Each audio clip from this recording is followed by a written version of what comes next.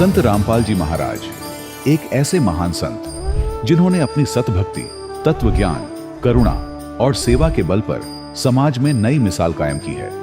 संत रामपाल जी महाराज की अगुवाई में उनके सभी सतलोक आश्रमों से समाज कल्याण के अद्भुत कार्यों ने समाज को सुनहरे भविष्य की एक नई उम्मीद दिखाई है। संत रामपाल जी महाराज से नाम दीक्षा लेने के बाद लाखों लोगों की लाइलाज बीमारियां जैसे कैंसर, एड्स आदि ठीक हुई। संत जी के ज्ञान से प्रेरित होकर उनके अनुयायियों ने लाखों यूनिट रक्तदान किया। संत जी ने लाखों बहन बेटियों का दहेज मुक्त विवाह करवाया।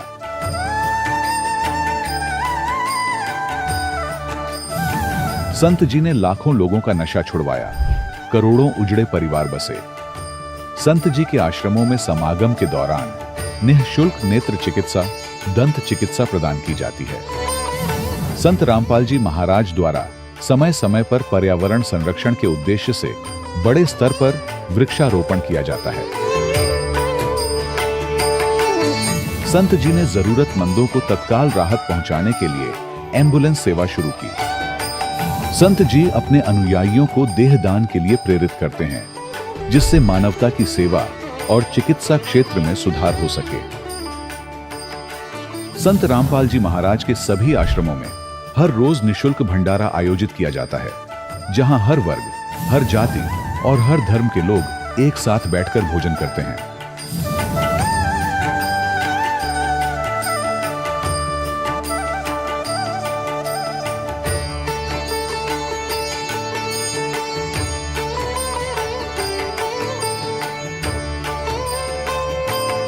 संत रामपाल जी महाराज के आश्रम में हजारों बुजुर्गों को सम्मान और प्यार के साथ जीवन जीने का अवसर मिलता है। उनके खाने, रहने और स्वास्थ्य की पूरी जिम्मेदारी संत रामपाल जी महाराज उठाते हैं। अनाथ बच्चों के लिए संत रामपाल जी महाराज के सभी आश्रम किसी वरदान से कम नहीं। यहाँ उन्हें शिक्षा, संस्कार और भविष्य के लिए बेहतर अवसर प्रदान किए जाते हैं। चाहे बाढ़ हो, भूकंप या महामारी, संत रामपाल जी महाराज और उनके अनुयायी हमेशा ही जरूरतमंदों के लिए सबसे आगे खड़े रहते हैं।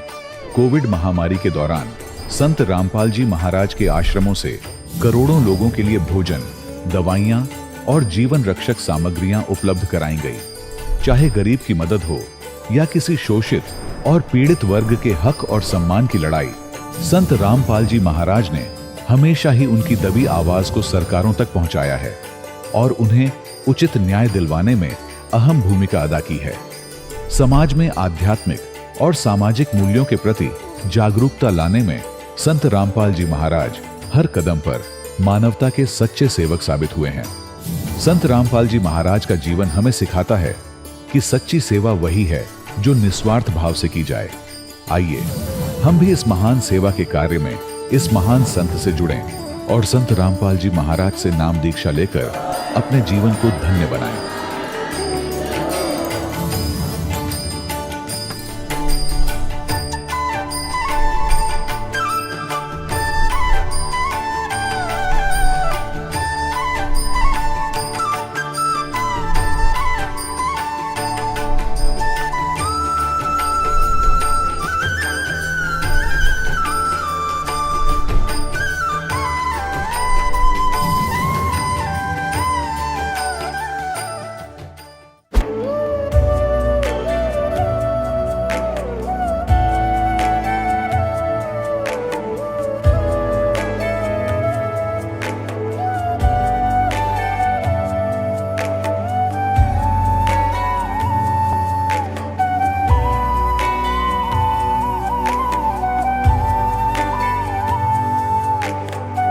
पूर्ण परमात्मा पाप कर्म दंड को भी काट सकता है।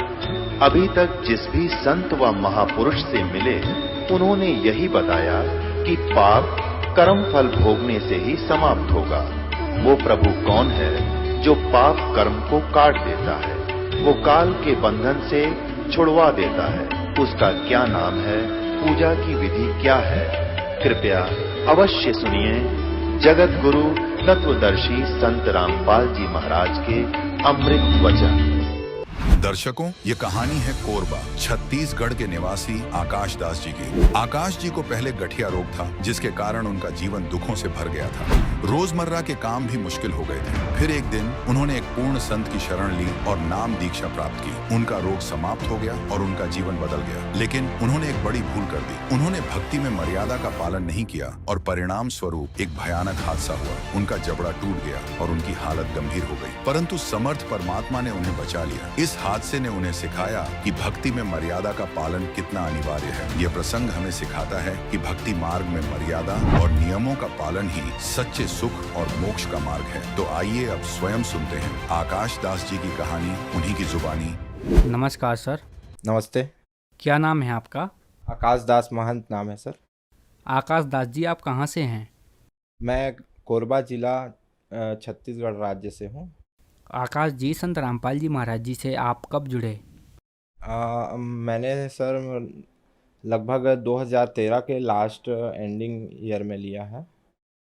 सर, संत रामपाल जी महाराज जी से जुड़ने से पहले आप क्या भक्ति साधना करते थे?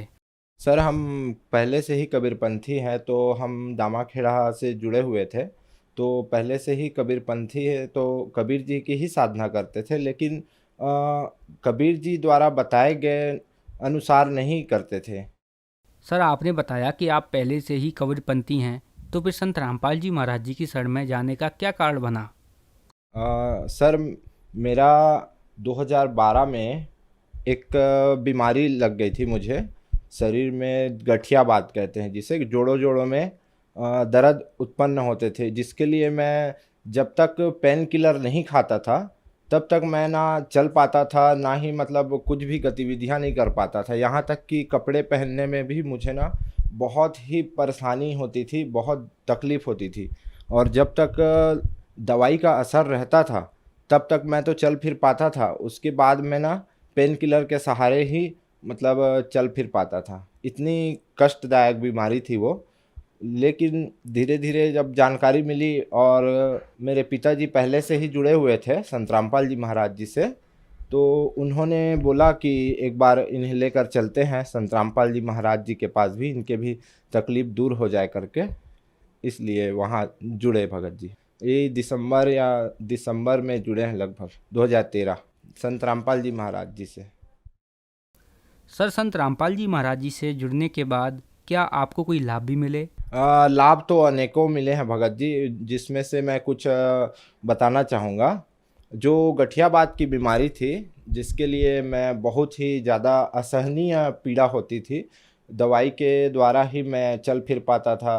और जब संत रामपाल जी महाराज जी के शरण में जैसे ही गया और नाम दीक्षा ली, उनके द्वारा बताए गए मंत्रों का साधना किया, उसके बाद में संत रामपाल जी महाराज 3 दिन के सत्संग होते थे, जिसमें वो ये आशीर्वाद भी देते थे। संत रामपाल जी महाराज सत्संग खत्म होने के पश्चात तो लाइन में लगकर जब मैंने उनसे आशीर्वाद लिया, और जिस दिन से उन्होंने मेरे ऊपर सिर पर हाथ रख के बोला कि ठीक हो जाएगा बेटा, आप भक्ति साधना करिए, बस ये बोला। और उसके बाद से जब मैं पेन किलर खाने के मतलब बाद ही मैं चल फिर पाता था, कुछ गतिविधियां कर पाता था। वो संत रामपाल जी जिस दिन से मुझ पर आशीर्वाद की कृपा बरसाई, तब से आज तक भगत जी वो उस बीमारी का नामो निशान नहीं है। और उस दिन के बाद से ही मुझे किसी भी प्रकार की आज तक ना एक भी पेन किलर खाने की ज़रूरत नहीं पड़ी है भगत जी। उसी प्रकार दूसरा लाभ ये हुआ कि नाम लेने के बाद में मैं तो ठीक हो गया, लेकिन उसके बाद किसी कारणवश मैं नाम ना खंड हो गया। तो उसके बाद क्या है, मेरा 2015 में एक्सीडेंट हो गया। एक्सीडेंट होने के बाद में ये जो दोनों जबड़े हैं, जबड़ों में मेरा यहाँ प्लेट लगा हुआ है।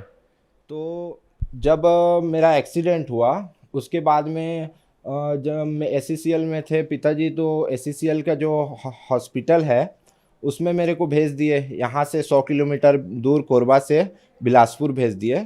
तो बिलासपुर में वो सर्जन नहीं थे हड्डी वाले, वो छुट्टी पर थे। तो वहाँ से रिटर्न मुझे कोरबा भेज दिए। उस दिन का समय पूरा निकल गया एक दिन, फिर अगले दिन मुझे वो बिलासपुर में ही दूसरे हॉस्पिटल में रिफ़र किया गया।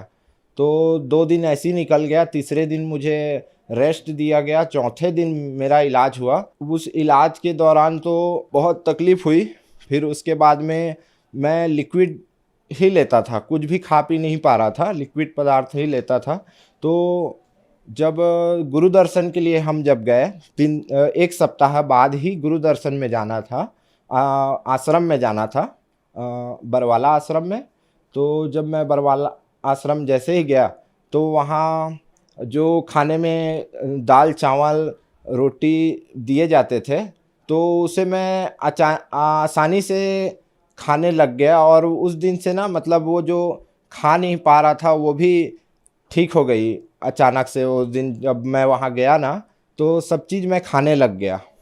जब जबड़े में जब चोट लगा था उस समय घर वालों ने जब एक्सीडेंट के बाद में प्रार्थना लगाए गुरु जी से कि नाम दीक्षा लेने के बाद भी इस तरह के कैसे हो गया परमात्मा जी करके। तो बताए वहाँ से आदेश आया गुरु जी का। इनका आखिरी दिन था उस दिन। इनका गुरु जी ने अपने तरफ से जीवन दान दिया है और उम्र बढ़ाई है करके ऐसा आदेश आया। तब से मैं किसी प्रकार की ना गलती करता। अब परमात्मा द्वारा संत रामपाल जी महाराज द्वारा बताए गए नियम पर ही चलता हूँ और उस नियमों का कभी उल्लंघन नहीं करता। नियम भंग करने की वजह से ही मुझे यह पीड़ा उत्पन्न हुई थी, एक्सीडेंट हुआ था। और एक लाभ और मेरे साथ हुआ कि लाभ तो अनेकों हुए हैं, लेकिन एक लाभ और बताना चाहूँगा कि मेरे यहाँ से एक फ़ोन चोरी हो गया था। मोबाइल दुकान है मेरा तो वहाँ से मोबाइल चोरी होने के बाद मैं भी, महंगा मोबाइल था, परेशान हो गया था कि कैसे मैनेज करूँगा उसको, कौन ले गया करके। तो कैमरा मैं चेक करूँगा सोच रहा था सवेरे।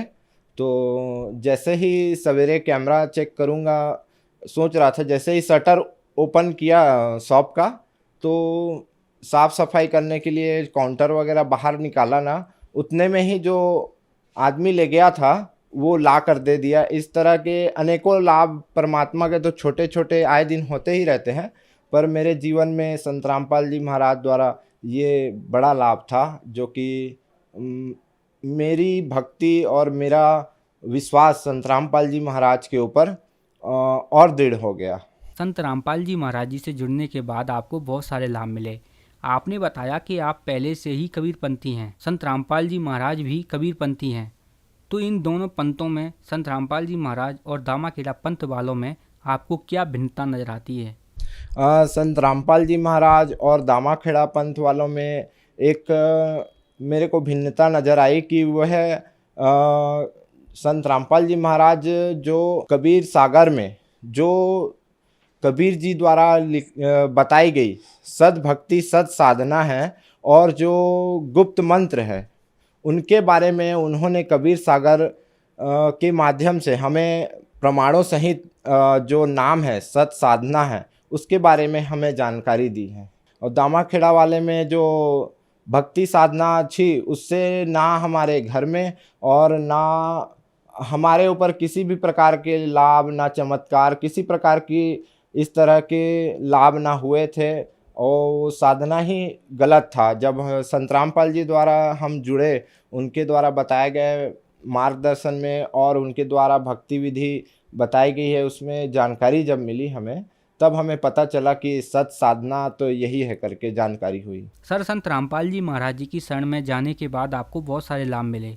तो जो दर्शक आज आपको टीवी पर देख रहे हैं वह भी संत रामपाल जी महाराज जी से जुड़ना चाहते हैं तो कैसे जुड़ सकते हैं?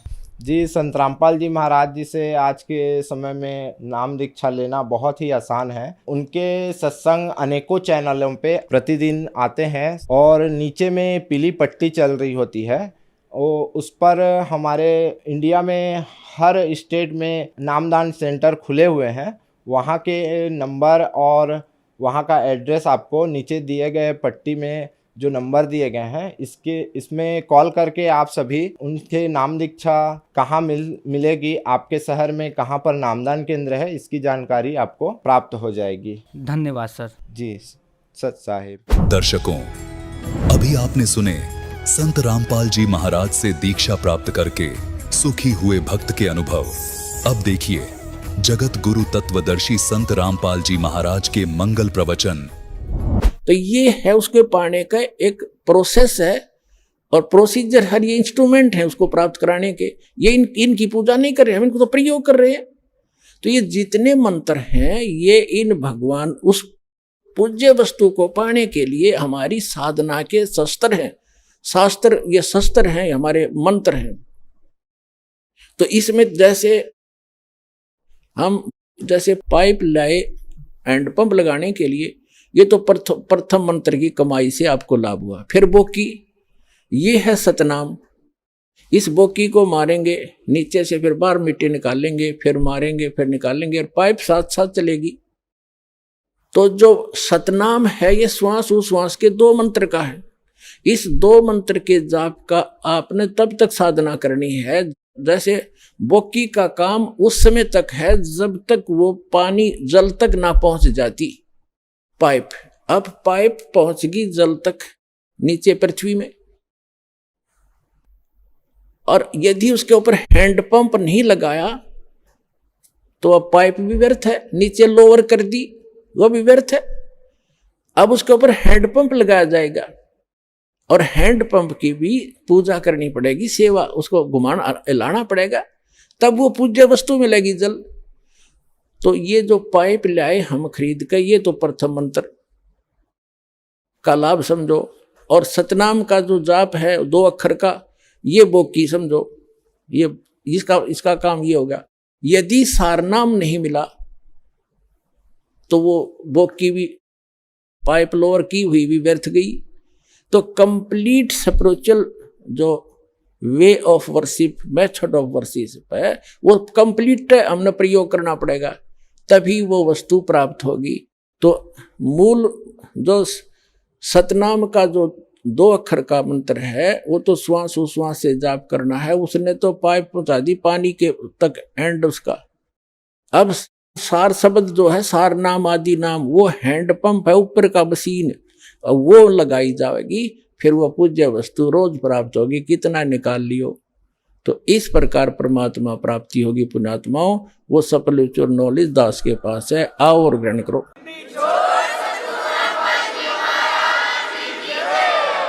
और अन्य पुस्तकों में, बाइबल में, जिसके अंदर 3 होली बुक जिल्द हैं, पवित्र तौरात, पवित्र जबूर और पवित्र इंजिल, उसमें और कुरान शरीफ में और पुराणों में, ये कंप्लीट स्पिरिचुअल नॉलेज नहीं है। कंप्लीट स्पिरिचुअल नॉलेज जो सूक्ष्म वेद के अंदर है। जैसे मुसलमान भाई 5 वक्त की नमाज करते हैं, और ईसाई भाई प्रार्थना करते हैं, और हिंदू भाई नित्यनेम करते हैं, एक गीता का अध्याय कर लिया प्रतिदिन, या वेद के 2-4 मंत्र डेली पढ़ लिए। ये तो केवल एक ज्ञान यज्ञ है। 5 यज्ञ होती हैं, एक यज्ञ से भी काम नहीं चलेगा। जैसे मुसलमान भाई क्या करते हैं, एक तो 5 वक्त की नमाज करते हैं या कुरान शरीफ का पाठ करते हैं, ये ज्ञान यज्ञ है। एक वे सजदा करते हैं, ये केवल प्रणाम यज्ञ है। और रोजा करना ये किसी शास्त्र में नहीं है। रोजे करना जो जैसे गीता अध्याय नंबर 6 के श्लोक नंबर 16 में लिखा है कि अर्जुन, ये योग न तो अधिक खाने वाले का और न बिल्कुल ना खाने वाले, यानी रोजा रखना सुबह से लेकर शाम तक ना खावा, तो उसका ध्यान उस रोटियां पर आकर भगवान बना रहता। आपने खूब करके देख रखा है। इस दास ने 25 वर्ष हनुमान जी के व्रत रखे थे, मंगलवार के, बचपन से लगा था, 10-12 वर्ष का। अब सारा दिन व्रत रखना जरूरी, 12 बजे के बाद खाना खाना, तो 12 बजे तक रोटी याद रहा करती। हनुमान जी तो शाम में रोटी खाए पाछे याद आया करता। खाना खाने के बाद दिल कराया करता है हनुमान चालीसा कर लूं। तो जिसको कोई अभाव है किसी वस्तु का, वो भक्ति नहीं कर सकता। तो इस प्रकार ये जो व्रत हैं, ये गीता जी में रिजेक्ट किए हैं कि ना तो घना खाने वाले का और ना बिल्कुल ना खाने वाले का, और न ही घना जागने वाले का, लोग दिखा बैठा रहे, और ना ज्यादा सोने वाले का। ये कभी सफल नहीं होता। इसके लिए क्या बताया है कि प्रथम अंजल संयम राख है, योग युगत सब सतगुरु भाख है। सतगुरु बतावेगा ये सारी योग युक्ति। अंजल संयम करे, खाना खावे अवश्य खावे, इतना भी नहीं खावे दड़ी पक्का खा लिया फिर गुड़ाई टूटे नींद आवे, और इतना भी नहीं खावे कि आँख मुछीरे कति कंडे में हो जा शरीर। रोटी खाओ अवश्य खाओ, ज्यादा नहीं खावे, जीने के लिए खावे, खाने के लिए नहीं जीवे, एक नियम है इसका। कहते सतगुरु बताएंगे ये सब योग युक्ति। अब जो प्रसंग चल रहा है कंप्लीट करते हैं इसको 2 मिनट के अंदर। अब तो ना तो पवित्र बाइबल में जो तीनों बुक है उनके अंदर, और ना कुरान शरीफ में, ना पुराणों में इस परमात्मा के पाने का कंप्लीट स्पिरिचुअल नॉलेज नहीं है, और ना वेद और गीता में। तो कंप्लीट स्पिरिचुअल नॉलेज है वो सूक्ष्म वेद में है, जिसको जो गॉड गिवन है, जो तत्व ज्ञान है वो दास के पास उपलब्ध है। उसके अंदर कंप्लीट स्पिरिचुअल नॉलेज है। पूरा विश्व आओ अपना कल्याण करवाओ। बोलो सतगुरुदेव की जय।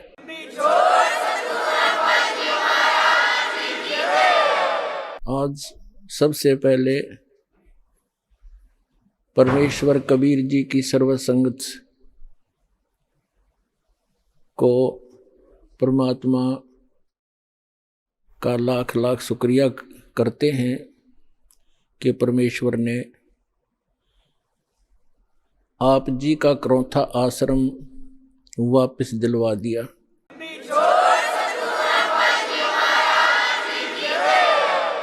न्याय मिला, भले ही देर से मिला। कहते हैं सत्य को कुछ दिन दबाया तो जा सकता है, मिटाया नहीं जा सकता। आज हमारा वो सर्व गंध हट गया, जो दुष्ट लोगों ने अफवाहें फैलाई थी, हमारी छवि को धूमिल करने की चेष्टा की थी। हमारे सब बच्चों ने, सब भक्तों ने मिलकर परमात्मा के यथार्थ ज्ञान को अपने सब भाई बहनों तक पहुंचाया, और जनता को सच्चाई का पता लगा। और आप देख रहे हैं कैसे उमड़ उमड़ कर परमात्मा के बच्चे सतलोक आश्रम बरवाला में दीक्षा प्राप्त करने के लिए आ रहे हैं। परमात्मा कहते हैं कि भगत बीज पलटे नहीं, चाहे आए पड़ो सो झोल, और जय कंचन बिष्टा पड़े घटे नता का मोल।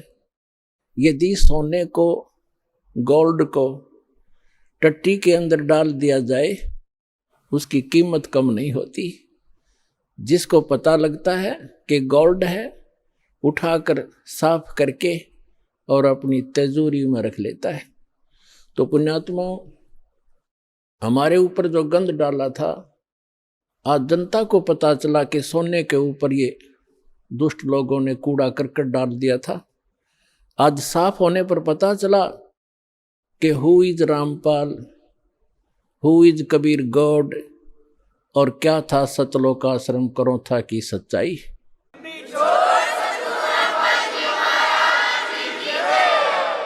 पुण्यात्मा, दुष्ट लोगों का काम तो उनका स्वभाव ही होता है दुष्ट कर्म करने का, और साधु संतों का काम होता है स्वभाव जो उनका होता है परमार्थ ही करने का।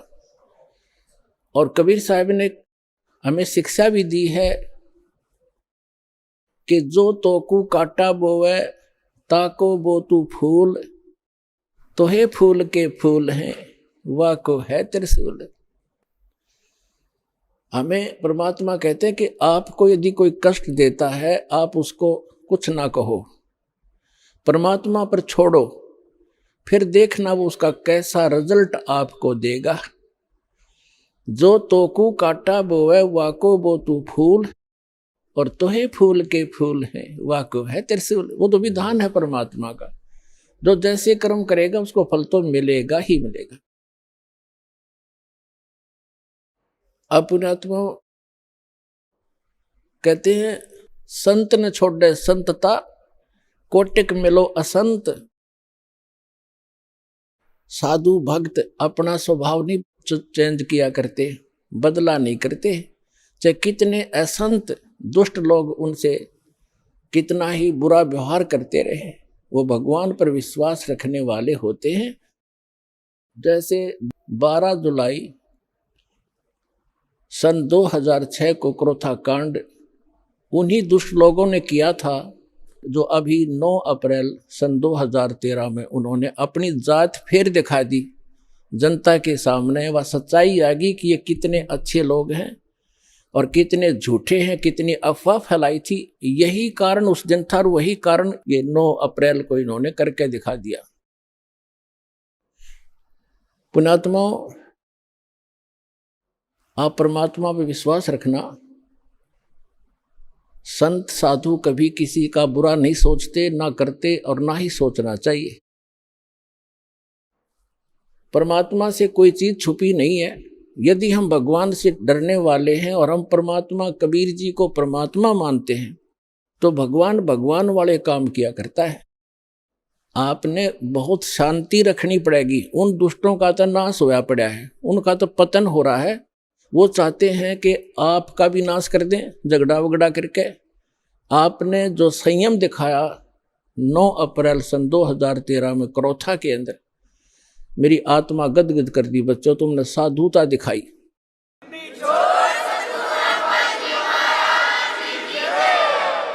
और आगे भी इतना संयम रखना। कहते हैं हस्ती डर माने नहीं जो स्वान बुकाही, और शीश महल को देख के वो भौंक भौंक मर जाएं। हाथी कभी भी कुत्ते भौंकते रहो उनकी परवाह नहीं करता, क्योंकि वो उसको हानि कर नहीं सकते। और जो कुत्ते होते हैं वो अपने दोष अपने जैसा ही, शीशे के महल में कहीं शीशे का महल बना हो, वो उस दर्पण के अंदर, उस शीशे के अंदर अपनी शकल देखकर सामने वाले को एक दुष्ट विरोधी मानकर वो कुत्ता अपनी ही परछाई सामने जो तस्वीर दर्पण में दिखती है उसकी तरफ भागता है भौं भौं करके कि तुझे मार डालूंगा, तू गंदा कैसे आ गया यहाँ पर। और वो होता है उसका स्वरूप। तो कहते हैं वो कुत्ता उस शीशे के महल में अपनी ही शकल देख देख कर भौंक भौंक के मर जाएगा। इसी प्रकार जो दुष्ट लोग हैं वो अपना गंध साधु संत और भक्तों में अपनी ही परछाई देखा करते हैं। चोर को चोर ही नजर आते हैं, संत को संत ही नजर आते हैं। एक चोर किसी शरीफ व्यक्ति के घर पर रुक गया यात्री बनकर। अब उस शरीफ व्यक्ति ने उस चोर को अपने घर के बीच में सुलाया, एक नेक आदमी मानकर। घर वाला सो गया निश्चिंत होकर के, खाना खुना खिला के, और चोर रात्रि में चोरी करके चला गया। अब उस नेक व्यक्ति को, वो स्वयं नेक था, उसको चोर दिखाई नहीं दिया वो, और एक शरीफ व्यक्ति चला गया चोर के घर पे, यात्री रात्रि में रुक गया। अब वो चोर सारी रात जागता रहा कि कहीं ये रात ने तेरी चोरी ना कर ले। और वो शरीफ आदमी खा कर खाना सामने सोया था और सुबह आराम से उठा, और चोर सारी रात जागता रहा कहीं ये रात ने चोरी ना कर ले जा, क्योंकि उस शरीफ व्यक्ति में वो दुष्ट चोर अपनी ही परछाई देख रहा था, अपना ही दोष देख रहा था। तो इसी प्रकार दोस्त हम इस दास का विरोध कर रहे हैं, और उस दास पर जो ऐसे आरोप गंदे लगाए झूठे, वो स्वयं ही ऐसे थे। और पुण्यात्माओं, आप देख रहे हो क्रोथा आश्रम सरकार के पास रहा 7 वर्ष, उसको लुटवा दिया, करोड़ों की संपत्ति भक्तों के दान का नाश करवा दिया, सारा लुटवा दिया। और आज परमात्मा ने हमें क्या दे रखा है। और जो ऐसा बताते हैं, सुनने में आ रहा है कि जो उस परमात्मा के सच्चे स्थल से कोई सामान उठा कर ले गया था, उनका सर्वनाश होने जा रहा है। एक ने बताया कि एक हमारे गांव में उठा कर ले गया था पुलिस वाला, तो उसके पुत्र का विवाह हुआ। वो लड़की ने आकर देखा कि तुम ये चोरी का सामान एक संत के दरबार का उठा कर लाए हो। वो लड़की उनको तलाक दे दिया। कि मैं तुम्हारे जैसे दुष्टों के घर पर नहीं आऊंगी। 2 महीने के बाद उसका अपना पुत्र विष खाकर मर गया, इकलौता पुत्र था उसका, सर्वनाश हुआ। तो पुण्यात्माओं, हम किसी को बद्दुआ नहीं देते, लेकिन भगवान का जो तराजू है वो एररलेस है। मन तू पावेगा अपना किया रे, भोगेगा अपना किया रे। अब जैसे एक बिच्छू दरिया में बहता हुआ आ रहा था और एक संत भक्त स्नान कर रहा था दरिया में। उसने देखा ये जीव डूबेगा मरेगा, उसने ऐसे हाथ में उठाया, उसको बाहर फेंकना चाहा। बिच्छू ने डंक मारा और पानी में गिर गया। उसने फिर उठाया, उसने फिर डंक मारा और पानी में उछल गया। उसने फिर उठाया, उसने फिर डंक मारा और कुछ देर में फिर उसने दोनों हाथों से पानी समेत ही उसको पटरी पर फेंक दिया। एक आम व्यक्ति खड़ा खड़ा देख रहा था, कहने लगा, रे भले आदमी, तेरे तो हाथ पर डंक मार रहा है, तू इसको बचाने की चेष्टा कर रहा है, मरने दे, इसको बहने देता। तो संत ने कहा, भक्त ने कहा कि ये अब इसका स्वभाव है ये, और मेरा स्वभाव है ऐसा। हमारा परमार्थ करने का स्वभाव है और बिच्छू का डंक मारने का स्वभाव है। जब ये अपना स्वभाव नहीं छोड़ सकता तो मैं कैसे छोड़ दूं? तो पुण्यात्माओं, जो दुष्ट लोग हैं वो तो बिच्छू हैं, वो तो डंक मारते रहेंगे, लेकिन आप संत भी हो। और जो तो को काटा बोवे ताको बो तू फूल, और तोहे फूल के फूल हैं वाको है त्रिशूल। एक समय की बात है, एक चोर चला गया किसी चोरी के उद्देश्य से। उसने एक गरीब किसान का बैल चोरी कर लिया, अकेला एक ही बैल था उस गरीब व्यक्ति के। लेकिन वो भक्त था, भगवान का भक्त था, परमात्मा से डरने वाला था, दान धर्म करता था, गुरु जी की शरण में जाता था। परमात्मा आते रहते हैं, कोई भेष बदल कर कहीं ना कहीं संत की लीला करते रहते हैं, कबीर भगवान। उसकी एक ही बैल था गरीब के, उसी को चोरी कर ले गया। अब उस चोर ने, जैसे वो 100 रुपये का बैल था, उसने तो 20 रुपये में बेच दिया। उसका कौन सा धन था, बेचकर, और पुराने समय की बात है, उसको कर दिया वो खा खर्चे। उसने देखा कुछ दिनों के बाद वो फिर गया, इधर उधर देखा, कहीं दाव लगा नहीं। उसी किसान के आसपास रात्रि में फिर पहुंचा, उसके झांक कर देखा, उसके 2 बैल बंधे थे और किसान आराम से बैलों से दूर सो रहा था अपने ही आंगन में। चोर ने उस किसान के दोनों बैल चुरा लिए और वो ले गया। अब उस किसान ने अपने गुरुदेव से कहा, गुरुदेव, आपके दास के दोनों बैल चोरी हो गए। तब परमेश्वर ने, गुरुदेव ने कहा, बेटा, उसका स्वभाव है, वो कर्म है, आप भगवान पर विश्वास रखो। यदि चोरी करने से ही कोई धनी बनता है तो कोई भी काम ना करे और सब चोरी ये कर ले, परमात्मा तेरे को कई गुना देगा, विश्वास रख, डगमग ना होना। कहते सत ना छोड़े सूरमा, सत छोड़े पतजा, और सत के बांधे लक्ष्मी फिर मिलेगी आप। और कहते धर्म तो दसके नहीं, दसके तीनों लोक, और खैरायत में खैर है कीजिए आत्म भोग। परमात्मा ने दया बख्शी, बढ़िया फसल होगी, वर्षा हुई बहुत अच्छी और कमाल हो गया, खूब फसल होगी। अब 1 वर्ष के बाद वो चोर फिर गया। उसने ये विचार लगा कि वो व्यक्ति ना कोई पुलिस में रिपोर्ट कराता और ना तेरे सिर में कोई दर्द करता, नहीं तो कोई खोजी पीछे लगा दे, ढूंढ ले चोर। तो वो शरीफ फिर देखा कि अब के फिर जाता हूं उधर ही। अब चोर ने तो वो 3 बैल बेच के खत्म किए, खा खू के फुर कर दिया। तो उसने जाकर देखा, चोर ने, रात्रि के समय किसान बाहर सो रहा, गर्मी का मौसम था, और उसके 4 बैल बहुत सुंदर, जैसे सांड जैसे तगड़े तगड़े 4 बैल बंधे हुए। अब उस चोर के कलेजे में एक ऐसी धक हुई और कलेजा पकड़ कर बैठ गया। उसने विचार लगाया कि मेरा तो नाश हो लिया, 3 बैल ले गया था, तीनों खत्म हुए, और घर में भी हानि, बच्चा बीमार है, पत्नी को रोग लगा हुआ है, और आज इसके 4 बैल।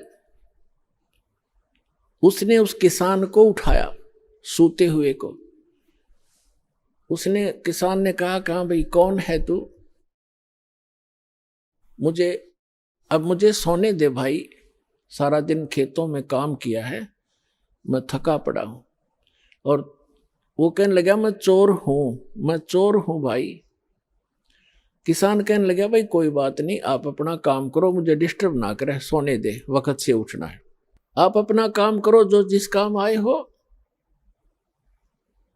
तो चोर कहता है कि भाई मेरे से वो काम अब होता ही नहीं, मैं कर नहीं सकता उस काम ने, एक बार उठ ले तू, एक बार खड़ा हो ले। उसने कहा क्या बात है?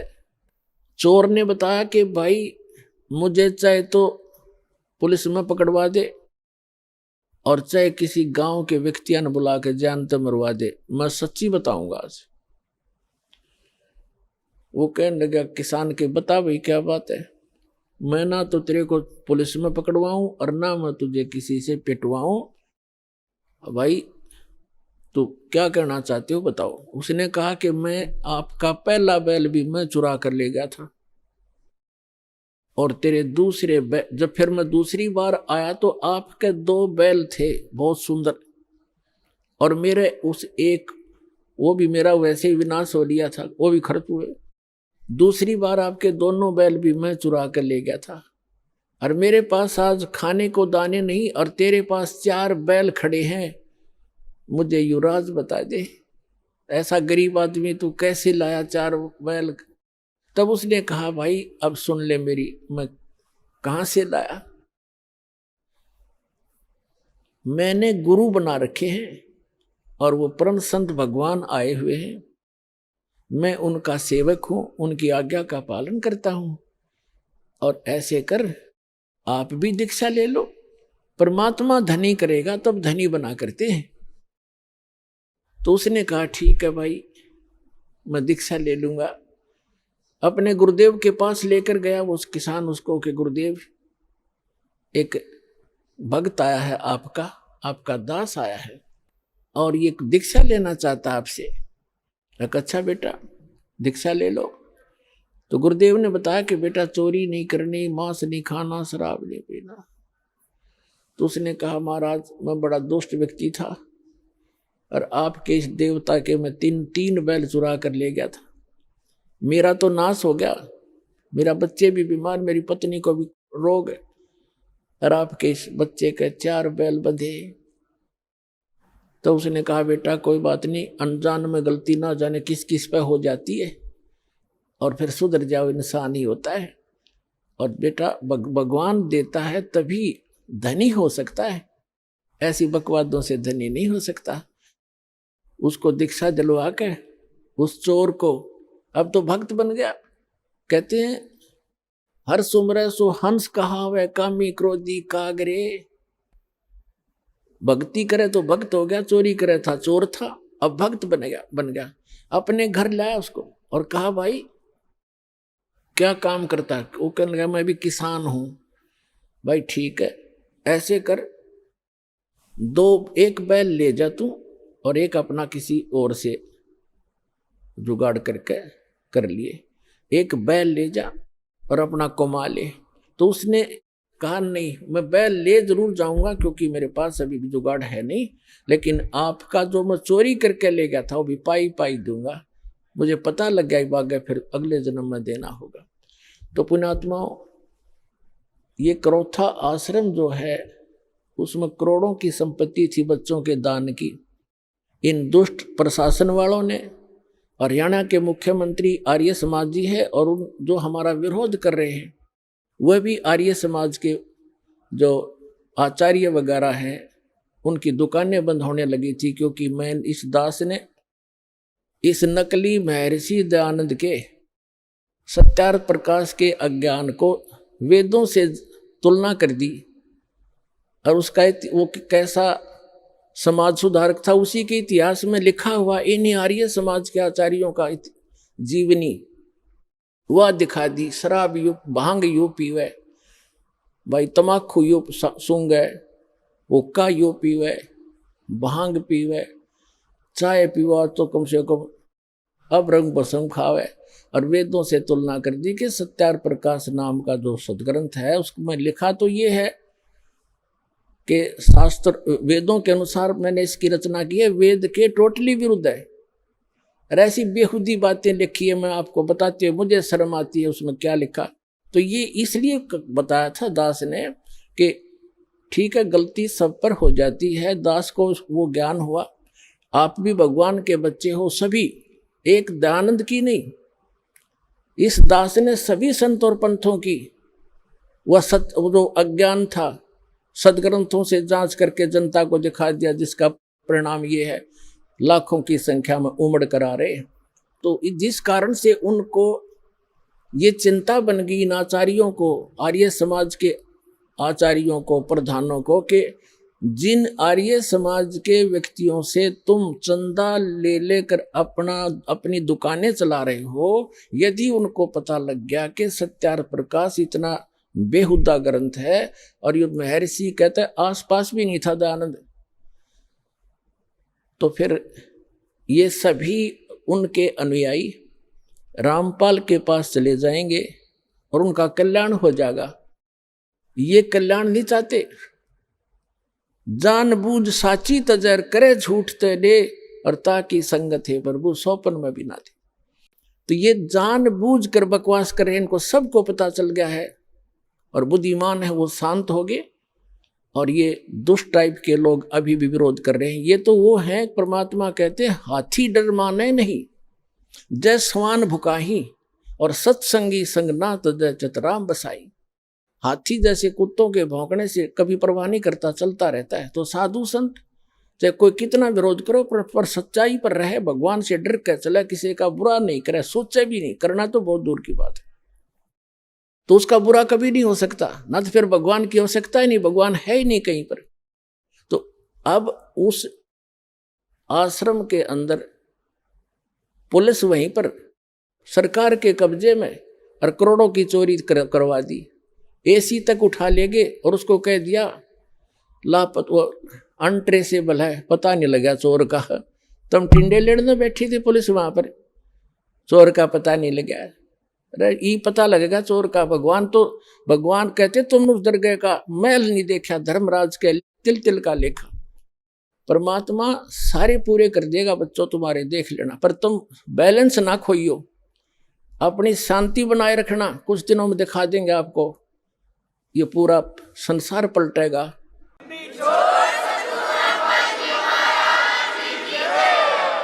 और परमात्मा ने उससे 4 गुना तो यहाँ दे दिया आश्रम, और मध्य प्रदेश के अंदर इससे भी दुगना आश्रम 22 एकड़ का MP के अंदर दे दिया, और उससे भी ज्यादा भर दिया। और पुण्यात्माओं, समर्थ का शरणाग हो रंग होरी हो, कबू न हो ए काज राम रंग होरी हो। समर्थ की शरण में रहो, उसका कभी बुरा नहीं हो सकता। अभी आपने सुने संत रामपाल जी महाराज के मंगल प्रवचन। आइए अब सुनते हैं संत रामपाल जी महाराज से नाम दीक्षा लेकर सतभक्ति करके अद्भुत लाभ प्राप्त करने वाले अनुयायी के विचार। सत श्री अकाल। सत श्री अकाल जी। ਕੀ ਨਾਮ ਹੈ ਜੀ ਤੁਹਾਡਾ? अमरजीत दास सिंह। ਅਮਰਜੀਤ ਜੀ ਕਿੱਥੋਂ ਆਏ ਹੋ ਤੁਸੀਂ? ब्रह्मपुर पिंड गांव और जिला रोपड़। ਅਮਰਜੀਤ ਜੀ ਸੰਤ ਰਾਮਪਾਲ ਜੀ ਮਹਾਰਾਜ ਜੀ ਦੀ ਸ਼ਰਨ ਵਿੱਚ ਆਉਣ ਤੋਂ ਪਹਿਲਾਂ ਤੁਸੀਂ ਕੀ ਭਗਤੀ ਸਾਧਨਾ ਕਰਦੇ ਸੀ? मैं सिख धर्म बीच थी। 2002 में अमृतपान किया, दस्तार सजाई थी, बाणा पाया हुआ था, कृपान थी मेरे को 2.5 फुट दी। मेरी बेटी और बेटे की शादी हुई, मैं वही लिबास रखिया।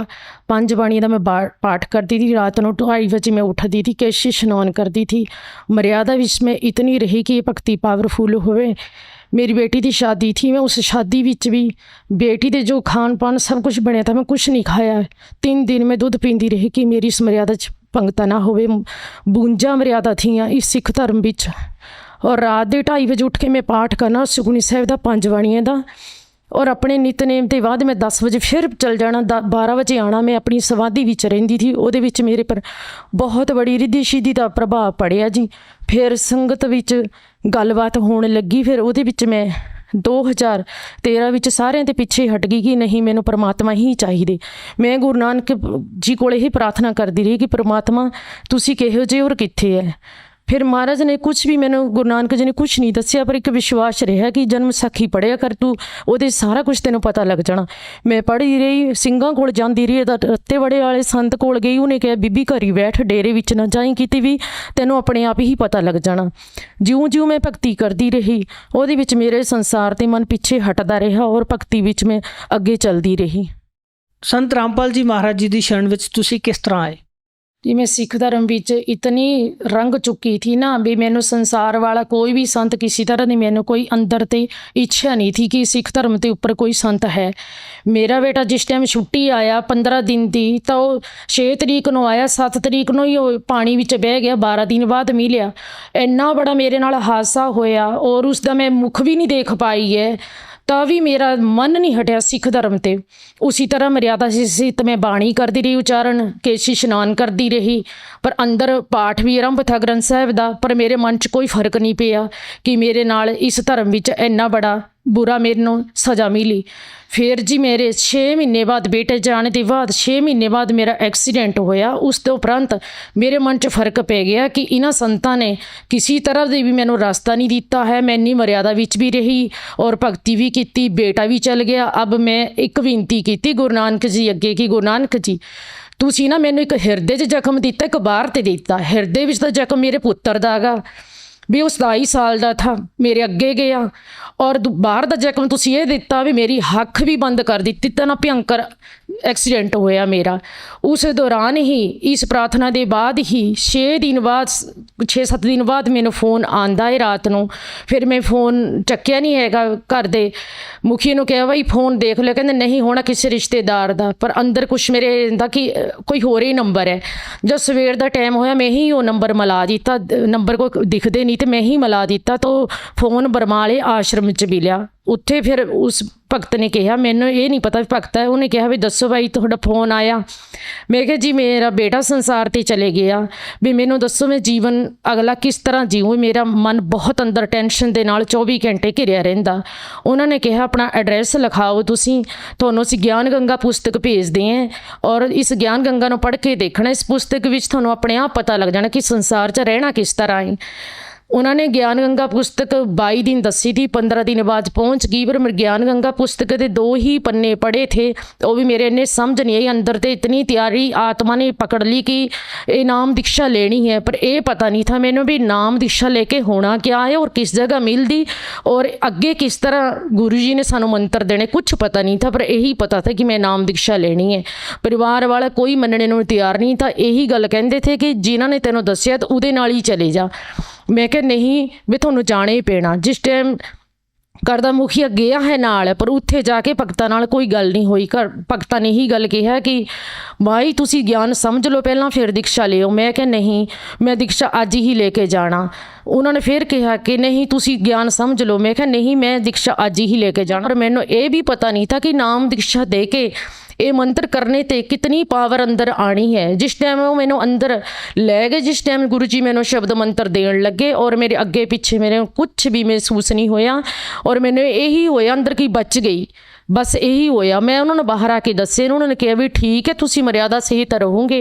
मैं उन्होंने कहा कि सिख धर्म विच 53-54 मर्यादा लगातार निभाने पैंदियां, नहीं तो नाम खंड हो जाता। मैनू ये मर्यादा बिल्कुल अच्छियां लगियां, मैं इन्हां विच ही चलना है। ਤੁਸੀਂ ਭੈਣ ਜੀ ਬਚਪਨ ਤੋਂ ਹੀ ਅਧਿਆਤਮਿਕ ਖੇਤਰ ਦੇ ਨਾਲ ਜੁੜੇ ਹੋਏ ਸੀ, ਬਹੁਤ ਸਾਰੀਆਂ ਸਾਧਨਾ ਕਰ ਰਹੇ ਸੀ। ਫਿਰ ਤੁਸੀਂ ਤੁਹਾਡੀ ਜ਼ਿੰਦਗੀ ਦੇ ਵਿੱਚ ਇੱਕ ਇੱਦਾਂ ਦਾ ਹਾਦਸਾ ਹੁੰਦਾ, ਇੱਕ ਪਰਿਵਰਤਨ ਆਇਆ ਕਿ ਤੁਸੀਂ ਸੰਤ ਰਾਮਪਾਲ ਜੀ ਮਹਾਰਾਜ ਜੀ ਦੀ ਸ਼ਰਨ ਦੇ ਵਿੱਚ ਚਲੇ ਗਏ। ਫਿਰ ਸੰਤ ਰਾਮਪਾਲ ਜੀ ਮਹਾਰਾਜ ਜੀ ਦੀ ਸ਼ਰਨ ਦੇ ਵਿੱਚ ਜਾਣ ਤੋਂ ਬਾਅਦ ਤੁਹਾਨੂੰ ਕੀ ਲਾਭ ਹੋਇਆ? ਗੁਰੂ ਜੀ ਦੀ ਸ਼ਰਨ ਜਾਣ ਤੋਂ ਬਾਅਦ ਮੈਨੂੰ ਬਹੁਤ ਲਾਭ ਹੋਏ। ਪਹਿਲਾ ਲਾਭ ਤਾਂ ਇਹ ਮਿਲਿਆ ਕਿ ਮੈਨੂੰ ਮੋਕਸ਼ ਦਾ ਮਾਰਗ ਮਿਲ ਗਿਆ, ਜਿਹਦੇ ਲਈ ਮੈਨੂੰ ਤੜਫ ਤੀ, ਮੇਰੀ ਇੱਛਾ ਸੀ ਕਿ ਮੈਨੂੰ ਕੋਈ ਐਸਾ ਗੁਰੂ ਮਿਲੇ ਕਿ ਉਹਨਾਂ ਨੂੰ ਮੈਂ ਬੋਲਦਿਆਂ ਨੂੰ ਦੇਖਾਂ। ਅਸੀਂ ਤਸਵੀਰਾਂ 'ਚ ਹੀ ਦੇਖੇ ਤੇ 10 ਪਾਤਸ਼ਾਹੀ, ਔਰ ਮੇਰੇ ਨਾਲ ਕਿਸੇ ਵੀ ਗੱਲ ਦਾ ਕੋਈ ਅੰਦਰ ਤੇ ਕੋਈ ਸਾਂਝ ਕਰੇ ਕਿ ਅਸੀਂ ਅਣਜਾਣੇ, ਕੁਝ ਪਤਾ ਨਹੀਂ ਹੈ। ਇਹ ਮੇਰਾ ਬਹੁਤ ਬੜਾ ਗੁਰੂ ਜੀ ਨੇ ਦਇਆ ਕੀਤੀ। ਸਾਨੂੰ ਇਸ ਰਸਤੇ ਦਾ ਪਤਾ ਲੱਗਿਆ ਕਿ ਮੋਕਸ਼ ਕਿਆ ਹੈ। ਇਹ ਅਧਿਆਤਮ ਗਿਆਨ ਮਿਲਣੇ ਤੋਂ ਬਾਅਦ ਮੈਂ ਇਤਨੀ ਖੁਸ਼ੀ ਹੋਈ ਜਿਸ ਦਿਨ ਮੈਨੂੰ ਨਾਮ ਮਿਲਿਆ ਕਿ ਗੁਰੂ ਜੀ ਨੇ ਮਨਾ ਕਰੀ ਵੀ ਕਿ ਨੱਚਣਾ ਨਹੀਂ ਹੈਗਾ, ਔਰ ਮੇਰਾ ਬੇਟਾ ਵੀ ਗਿਆ ਵਾ। ਇਹ 2 ਗੱਲਾਂ ਨੇ ਮੈਨੂੰ ਪਕੜ ਲਿਆ, ਨਹੀਂ ਤਾਂ ਮੇਰੀ ਆਤਮਾ ਇਤਨੀ ਖੁਸ਼ ਹੋਈ ਜਿਸ ਦਿਨ ਗੁਰੂ ਜੀ ਦਾ ਨਾਮ ਮਿਲਿਆ ਕਿ ਮੈਂ ਜ਼ੋਰ ਨਾਲ ਆਪਣੀ ਪੂਰੀ ਖੁਸ਼ੀ ਨਾਲ ਇਸ ਅੰਦਰ ਤੇ ਗਦ ਕਰਕੇ ਵੀ ਨੱਚੂੰ ਵੀ। परमात्मा मैनू ये आपने इन्नी सत भगती का जो रास्ता और मार्ग दिता, मंत्र दिते, तो सुने भी थे नहीं, कितनी असी पढ़े भी थे नहीं। फिर गुरु जी की कृपा नाल मैनू बहुत भयंकर बीमारी थी, फैटी लीवर दी। मैं अद्धा कप पानी का भी पींदी थी, वो मेरा पेट इन्ना बड़ा फुल जाता था, सोजा पै जाता था। बेटे जाने के बाद बहुत ही ज़्यादा शरीर फुल गया था। सारी जगह जाए असी, हरिद्वार दिखाया, चंडीगढ़ दिखाया, जो भी देसी इलाज है सारे, मोहाली सारे डॉक्टरों ने दिखा लिया। वो कुछ नहीं आता था, यही गल कहते थे तुसीं खाण पीण अपना सैट करो। वो सारा कुछ करके देख लिया जी। गर्म पानी पीने को कहा, वो भी करके देख लिया। और मूंगी की दाल तक उन्होंने मैनू पजा दिता कि मूंगी दाल ही खाओ, आप फुलका खा के नहीं सो सकते रात को। और जो प्रसाद है, कोई मिठी चीज़ है, किसी को टच नहीं करना, उसी दिन थोड़ा एडमिट होने पैना। उस दे नाल ही फैटी लीवर नाल ही इतनी बीमारी हो गई, सर्वाइकल और अंदर की मानस क्रिया इतनी कमज़ोर हो गई कि जिथे भी मैं चीज़ रखनी मैनू पता ही नहीं लगना कित्थे रखी हो। कदे दरवाजे नाल मेरे पैर बज जाना, कदे सिर बज जाना, तुरने का भी मैनू पता नहीं लगना। उसने इन्नी भयंकर बीमारी ने रूप ले लिया। इन्ने टैसट कराए, किसी टैसट में कुछ ना आवे। फिर परिवार वाले भी कहते भई इन्ना पैसा भी लग लिया, सब कुछ लग गया, तेरी भगती भी काम नहीं करी है, इन्नी भगती की है और इन्ना परहेज भी रखदी है। हुण तुसीं आराम नाल जिथे हैगे इत्थे ही रहण दो, बस अपने शरीर बारे ही सोचो भी क्या बनना इसका। पर परमात्मा ने इतनी कृपा की, इतनी कृपा की, अंदर इतना जज्बा दिता मेरे अंदर कि मंत्र करने के बाद ही 8-9 दिन बाद ही मैं फुलका भी खाण लग पई, खिचड़ी भी खाण लग पई। और जो फ्रूट थे अंदर मेरे इतना मतलब सांस नूं बंद कर देते, वो फ्रूट भी खाण लग पई मैं। दुध मैनूं इन्ना खतरनाक बैठता था कि अद्धा कप भी पी लवां तो उल्टी नाल उसे टाइम ही बाहर निकल जाना। दुध भी पीण लग पई। फिर गुरु जी की दया नाल प्रथम मंत्र विच ही परिवार च थोड़ा सुधार इस तरह आन लग गया कि उन्होंने महसूस हो गया परिवार वालियां कि इसने जिद की इस नाम लेने वास्ते, कुछ तो है। फिर अपने कमरे च अलग पाठ करन जाते थे, जपजी साहब का रह रासदा, ਉਹਦੇ ਵਿੱਚ उन्होंने रुकावट पाना आपे शुरू करती, पाठ च जान नहीं लगे। फिर गुरु जी की आरती वाल ध्यान करन लगे और देखण लगे क्या करदी गुरु जी नूं, हमनी अग करदी क्या करदी, तो देखना शुरू किया।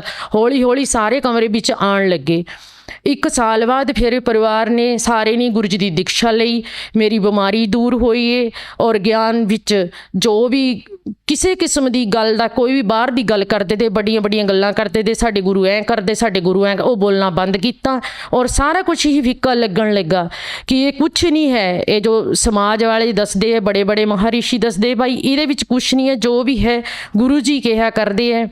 जीने दी राह दी पुस्तक विच गुरु जी ने जो भी दस्या है कि ये वेद शास्त्र पढ़ो इस तरह, तो फिर गुरु जी ने 721 पन्ने पर गुरु ग्रंथ साहब बारे जो लिखिया है, वो मैं अपने घर के मुखिया ने दस्या कि तेरा शक बहम है तो ये पढ़ के देख लै। प्राण संगली किसी भगत नूं कह के मैं बहुत दूर ते मंगाई, इत्थे मिलती नहीं थी पंजाबी विच, कि ये देखो गुरु नानक जी ने भी ये लिखा हुआ है कबीर साहब परमेश्वर है और संत रामपाल जी महाराज चोले च विराजमान है, कि आप पढ़ो सुनो। तो उन्होंने कहा मैनू रोज़ सुनाया कर, तो मैनू यकीन आना। कहते साडे बजुर्ग क्या एवं थे जोड़े इन्ने चिर दे इन्ना ग्रंथ पढ़ के इन्ना जीवन उन्होंने बतीत करता। मैं क्या एवं नहीं थे, उन्होंने पता नहीं लग्या मोक्ष बारे, उन्होंने पता नहीं लग्या। संत रामपाल जी महाराज मोक्ष दे कारण ही सानू ज्ञान दिया करते और कुछ नहीं है। फिर उन्होंने वो प्राण संगली जिस टाइम सुनी है तो उन्होंने मन च चाव आन लग्या कि साडे गुरु नानक जी लिख गए वे, तो असी ये देखिया नहीं ये ज्ञान है। फिर अगे अगे जाके फिर मतलब उन्होंने सेवा च भी मन लगाना शुरू किया। गुरु जी नूं समझण लगे कि सच ही परमात्मा है, नहीं तो सारे ये सोचते थे कि बेटे के गम विच पागल होके गुरु जी नूं परमात्मा बोले कर दी। सब दी सोच एक बराबर ही थी उस टाइम। जिस कमरे च मैं भगत जी आराम करती थी, उस कमरे च भी कोई आंदा नहीं था कि इसका दिमाग ठीक नहीं रहा।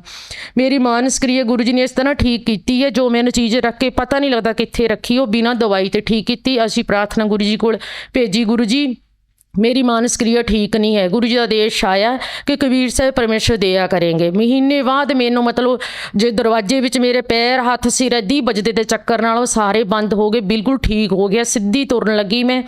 फिर गुरु जी की कृपा नाल सारे ही परिवार का दृढ़ विश्वास हो गया, बिल्कुल ऐन मतलब मेरा सहयोग देन लगे। जिस टाइम मैं आश्रम जाना, सेवा च जाना, गुरु जी का यज्ञ भंडारा कोई भी आंदा उहदे विच मेरा सहयोग देन लगे। अज मैं गुरु जी की कृपा नाल अंदर ते बिना डर ते गुरु जी के आश्रम और नाम केंद्र सेंटर जाती। उस टाइम मैंने बहुत डर था, जिस टाइम मैं गुरु जी शरण च आई कि इन्होंने मैनू किते भी जाने की रुकावट पानी। हौली हौली हौली हौली गुरु जी ने उसी तरह दे बना दिते जिस तरह का मेरा मन भाव था कि गुरु जी को परमात्मा ही समझे। संत रामपाल जी परमात्मा है, संत नहीं है। संत बहुत पृथ्वी, परमात्मा वो काम करता है जो मतलब कोई सोच भी नहीं सकता। गुरु जी वही काम करया करते। इस वक्त साडे नाल कोई सोच भी नहीं करता जो परमात्मा इस टाइम करया करते। जो अज साडे दर्शक तुहानूं देख रहे हैं उन्हां नूं की संदेश देना चाहोगे? मैं उन्होंने संदेश तो नहीं दे सकती, मैं हाथ जोड़ के बेनती करती खास करे सिख भाई और भैनों कि भाई मैं 25 साल इस पंथ विच रही, भी हर सवेर एक नवा जंग हुंदा था। मैनू ये नहीं पता होंदा कल शाम मैं कित्थे होना तो कल सवेर मैं कित्थे होना। मैं रज के जोर ला लिया अपने तन मन ते, यात्रा ते भी, सेवा सिमन ते भी, अपने शरीर को कष्ट दे के भी मैनू राहत मिले। भाई ग्रंथ भी ठीक है, सब कुछ ठीक है, पर समझाने वाले ठीक नहीं है।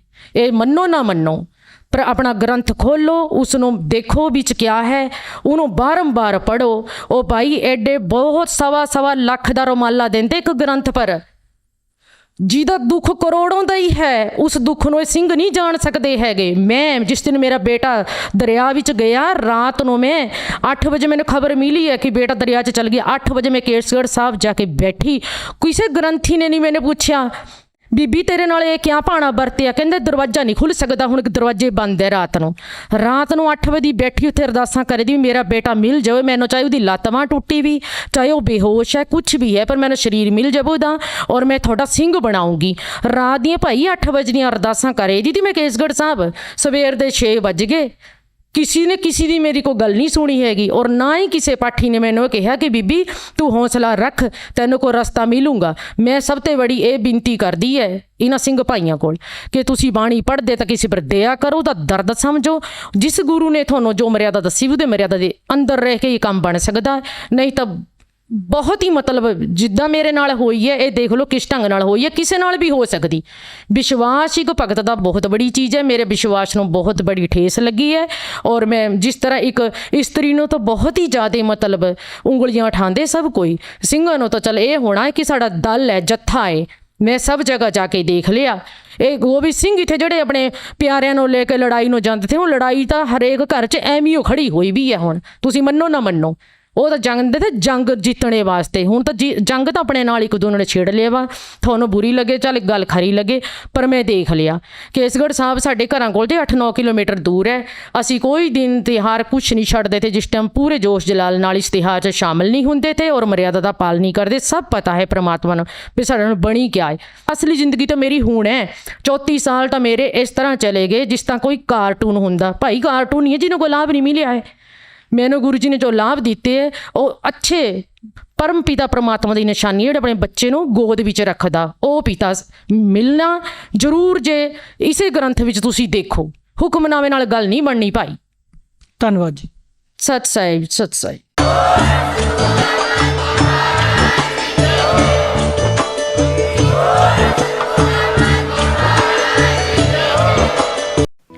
आप सुन रहे थे जगत गुरु तत्वदर्शी संत रामपाल जी महाराज के मंगल प्रवचन। अधिक जानकारी के लिए संपर्क करें।